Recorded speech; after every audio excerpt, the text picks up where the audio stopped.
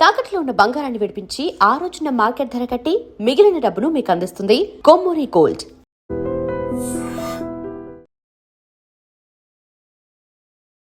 ఐడ్రీమ్ చూస్తున్న ప్రేక్షకులందరికీ నమస్కారం. ఈ రోజు మనతో పాటు జ్యోతిష్య వాచస్పతి బ్రహ్మశ్రీ పోతుకుచ్చి చంద్రమౌళి శాస్త్రి గారు మనతో పాటు ఉన్నారు. గురువు గారితో మాట్లాడదాం. నమస్కారం గురుగారు. ఓం శ్రీమాత్రే నమః. ఆయుష్మతీ భవ. గురుగారు, జూన్ 27వ తారీఖు శని త్రయోదశి. ఈ శని దోషాలు పోవాలంటే అంటే ప్రత్యేకంగా కొన్ని రాసుల వారికి ఏలినాటి శని, అర్ధాష్టమ శని ఇలా ఉన్నవారు ప్రత్యేకంగా ఎలాంటి పరిహారాలు చేసుకోవాలి, అసలు శని అనుగ్రహం పొందాలి అంటే ప్రత్యేకంగా ఆ రోజు ఏం చేసుకోవాలి అనేది వివరిస్తారా? ఓం శం శనైశ్చరాయ నమః. నీలాంజన సమాభాసం రవిపుత్రం యమాగ్రజం ఛాయామార్తాండ సంభూతం తం నమామి శనైశ్చరం. శనైశ్చరుడి యొక్క అనుగ్రహం చూసేటటువంటి ప్రేక్షకులందరికీ కూడా కలిగి ఎంతోమందికి ఎన్నో రకాలైనటువంటి సమస్యల నుండి కూడా వైదొలగాలని, బయటపడాలని ఆయన్ని అనుగ్రహించమని నేను కోరుతూ, వారందరూ కూడా ముఖ్యంగా ఈ యొక్క జూన్ 27వ తేదీన శనివారము త్రయోదశి, శని త్రయోదశి అంటారమ్మా. మనకి అన్ని త్రయోదశుల్లో శనివారం రాదు. శనివారం రోజున పూర్తిగా అర్ధరాత్రి వరకు కూడా ఈ త్రయోదశి అనేటటువంటి తిథి ఉన్నది.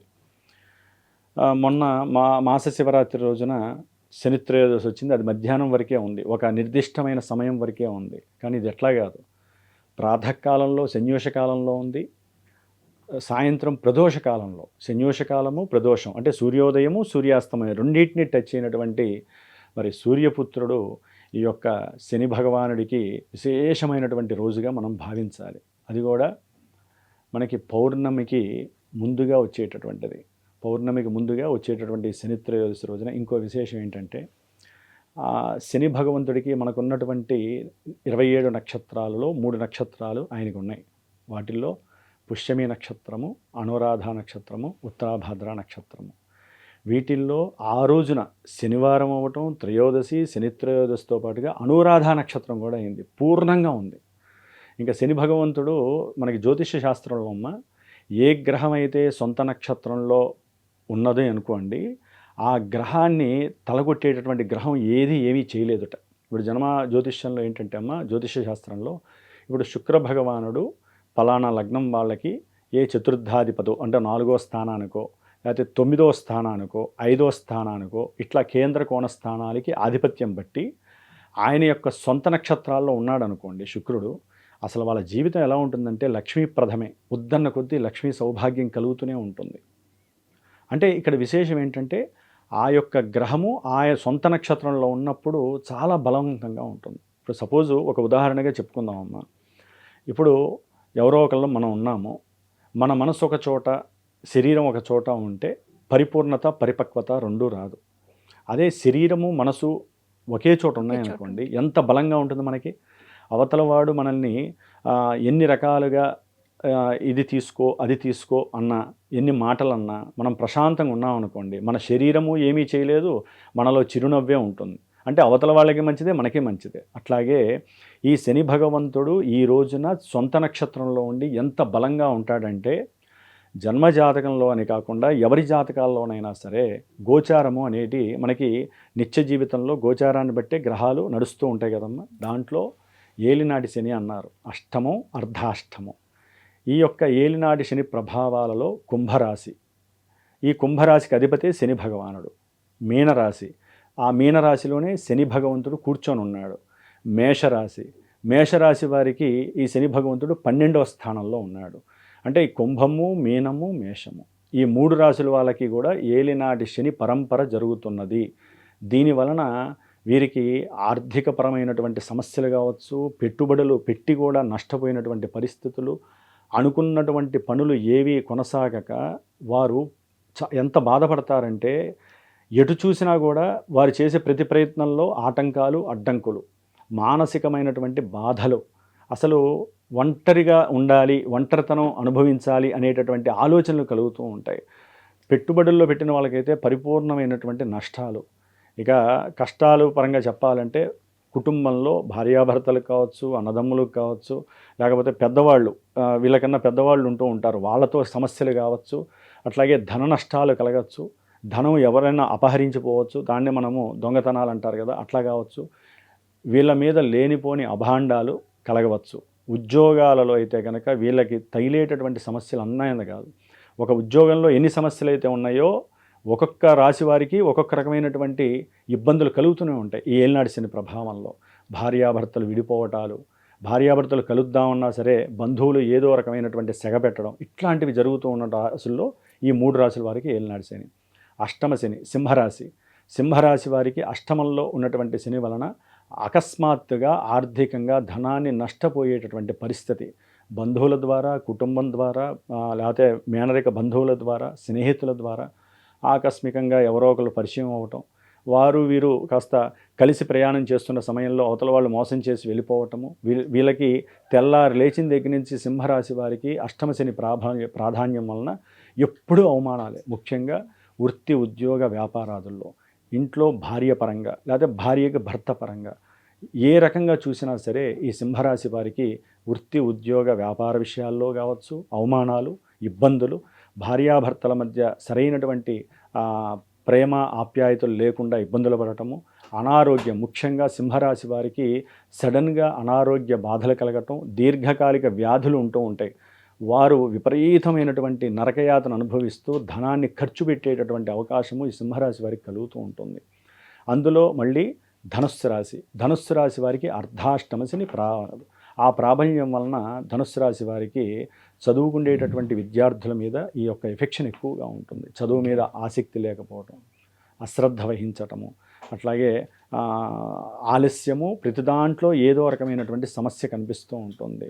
గృహం కట్టుకునే వాళ్ళకి, లేకపోతే స్థలం కొనాలి అనుకున్న వాళ్ళకి, లేకపోతే గృహపరమైనటువంటి మాతృ సంబంధిత విషయాలు కానివ్వండి, ఆస్తుల విషయాలు కానివ్వండి, ఈ విషయాలలో వీరికి సౌకర్యం తప్పిపోయి లేనిపోని ఆటంకాలు, ఇబ్బందులు ఈ యొక్క అర్ధాష్టమ శని వలన కలుగుతూ ఉంటుంది. శని యొక్క దృష్టి వలన కూడా వీరికి అనారోగ్య సమస్యలు, ఆకస్మిక ఇబ్బందులు. దానికి తోడు ఈయన సొంత నక్షత్రంలో ఉండటమే కాకుండా ఈయన యొక్క నక్షత్రాలలో గురువు, శుక్రుడు, ధనాన్ని ఇచ్చేటటువంటి గురుడు కూడా ఈ యొక్క జూన్ 27వ తేదీన ఈయన యొక్క పుష్యమి నక్షత్రంలోనే ఉండటం, అంటే ఆర్థికంగా, ప్రయాణపరంగా, మాతృపరమైనటువంటి ఇబ్బందులు, కంపల్సరీ సంతానపరమైనటువంటి సమస్యలు కూడా వీరందరికీ కూడా కలుగుతూ ఉంటాయి. శుక్రుడు భోగాలని, భాగ్యాలని, సిరి సంపదల్ని, వాహనాలని, రకరకాలైనటువంటి యోగాలన్నీ ఇచ్చేది ఆయనే కదా.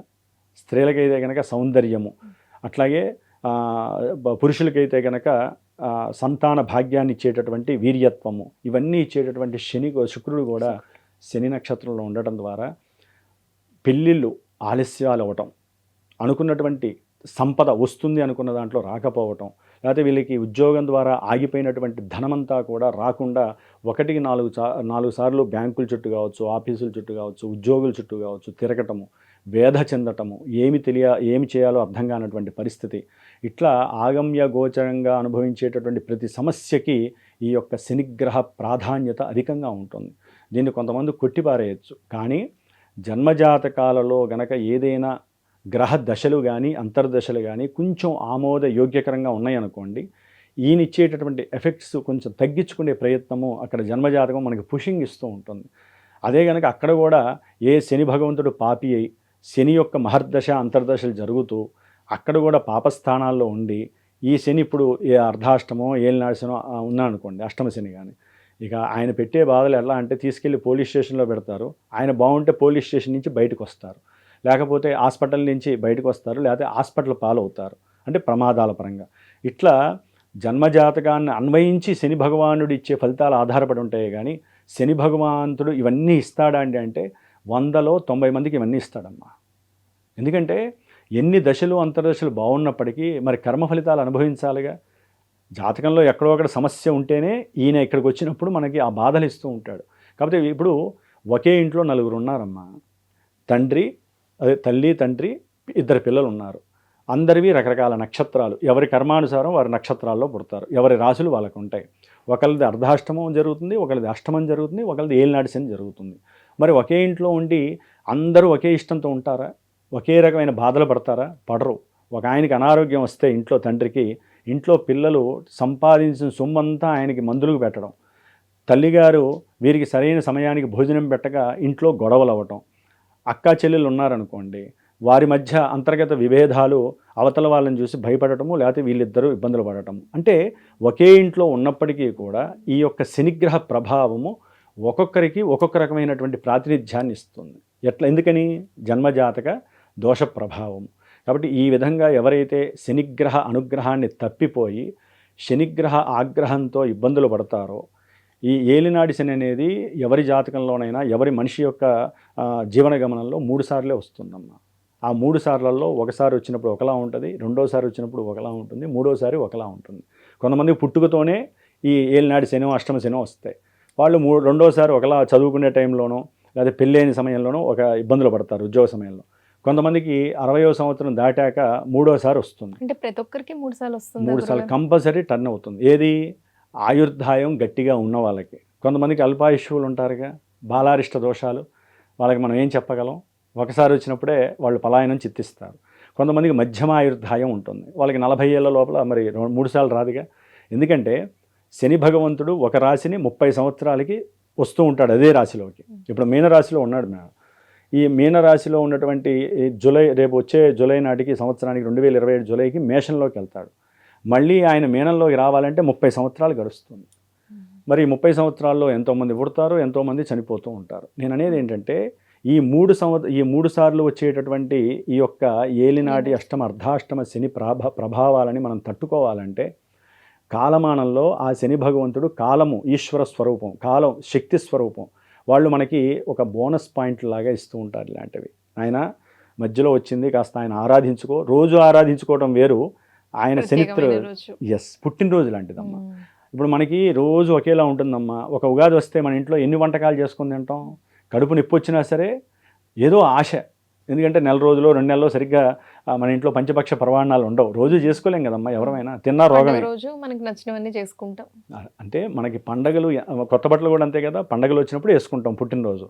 ఆయనకి పుట్టినరోజుతో సమానమైనటువంటిది శని త్రయోదశి. ఈ రోజున ఏంటంటే ఆయన రెడీగా ఉంటాడట, నువ్వు ఏది అడిగితే నేను అది ఇస్తాను అని.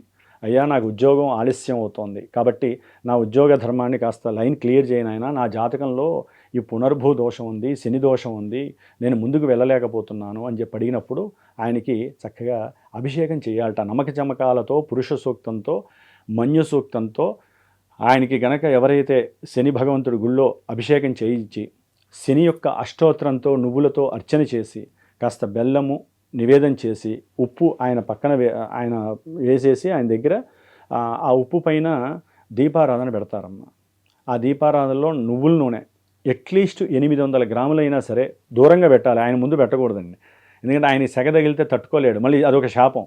ఎప్పుడూ కూడా దేవాలయాల్లో కూడా చూస్తూ ఉంటానమ్మా, వాటికంటూ ప్రత్యేకమైన సమయం ఉంటుంది, ప్రదేశం ఉంటుంది.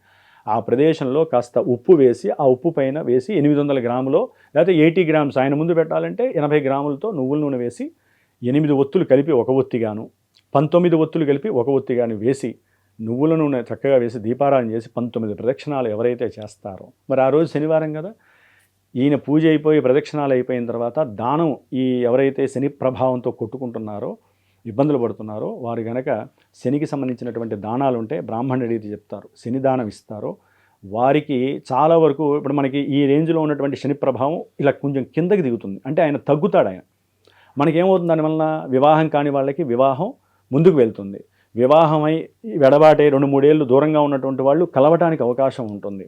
అయితే ఏంటంటే అమ్మా, ఈ చిన్న రెమెడీనే చేస్తే అన్నీ జరిగిపోతాయి అనుకుంటే కోర్టు సమస్యలు లేకపోతే లీగల్ సమస్యలు ఉండవు. ఇక్కడ ఏంటంటే విశేషము, ఇప్పుడు మా యొక్క శ్రీమాత జ్యోతిషాలయ పీఠం ఉందమ్మా. నేను ప్రతి అమావాస్యతో పాటుగా ఇలాంటి శుభ సందర్భాలు వచ్చినప్పుడు కొంతమంది దూరంలో విదేశాల్లో ఉన్నవాళ్ళు ఉంటారు, స్వదేశంలో ఉండి కూడా వాళ్ళకున్న హడావుల్లో ఈ పూజలు పునస్కారాలు చేయలేని వాళ్ళు ఉంటారు. ఈ పూజ చేస్తేనే మనకి అన్ని ఫలితాలు కాదు. హోమం అనేటటువంటిది వాయువుతో కూడినటువంటిది. శని భగవానుడు వాయువుకి సంబంధించినటువంటి వాడు. అంటే మన ఉచ్ఛ్వాస నిశ్వాసాలు ఆయన వల్లనే ఇక్కడ జరుగుతోంది. నేనేంటంటే ప్రత్యేకించి జమ్మి వృక్ష సమిధలు ప్లస్ నల్ల నువ్వులు వీటితో చక్కగా స్వామివారికి హోమం చేస్తాను ఆ శని త్రయోదశి రోజున. చేసి దానికి ముందు రోజున విశేషంగా 8 మంది బ్రాహ్మణులతో శనికి సంబంధించినటువంటి వేదమంత్రంతో ఎవరైతే గనక నాకు ఫోన్ చేసి గురువుగారు నా రాశిది, నా నక్షత్రం ఇది, నాకు శని వలన నాకు పెళ్లి ఆలస్యం అవుతోంది, లేకపోతే శని భగవంతుడి వలన నాకు ఈ సమస్యలు ఉన్నాయని చెప్తారో ఆ సమస్యని చెప్పి ఆ 8 మంది బ్రాహ్మణుల చేత వేదమంత్రంతో 19,000 సార్లు జపసంఖ్య చేపిస్తాను.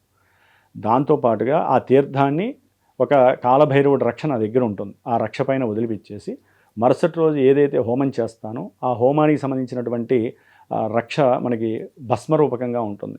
ఈ 2 వీలుంటే నేను హైదరాబాద్లోనే చేస్తాను కాబట్టి దగ్గర వాళ్ళు వచ్చేసి నా దగ్గర తీసుకోవచ్చు, లేదా కొరియర్ ద్వారా అయినా సరే ఇలాంటివి నేను పంపిస్తూనే ఉంటాను.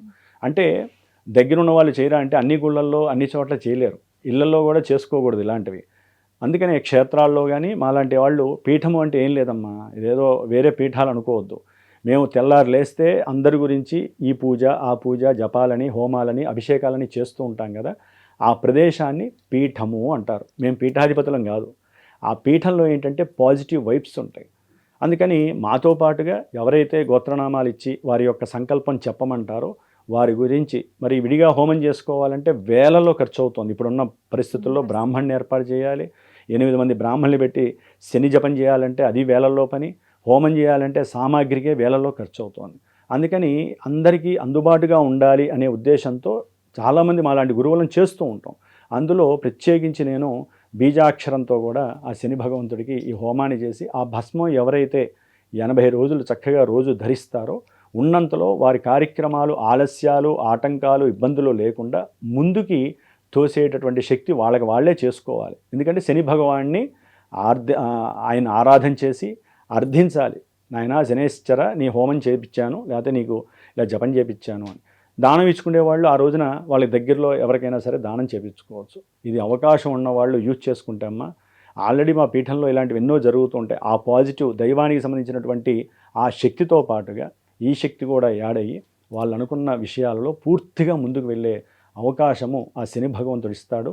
ఆ రోజున ఎవరైతే సాయంకాలం ప్రదోషకాలంలో ఈశ్వరుడికి రుద్రాభిషేకం చేయిస్తారో అది కొబ్బరి నీళ్ళతో కానీ చెరుకు రసంతో కానీ ఆవు పాలతో కానీ లేదా పంచామృతం శని త్రయోదశి రోజు సాయంత్రం ఈశ్వరుడికి. కొంతమంది ఆ రోజు ఉదయం ఇట్లా హోమాలు చేయిస్తారమ్మా.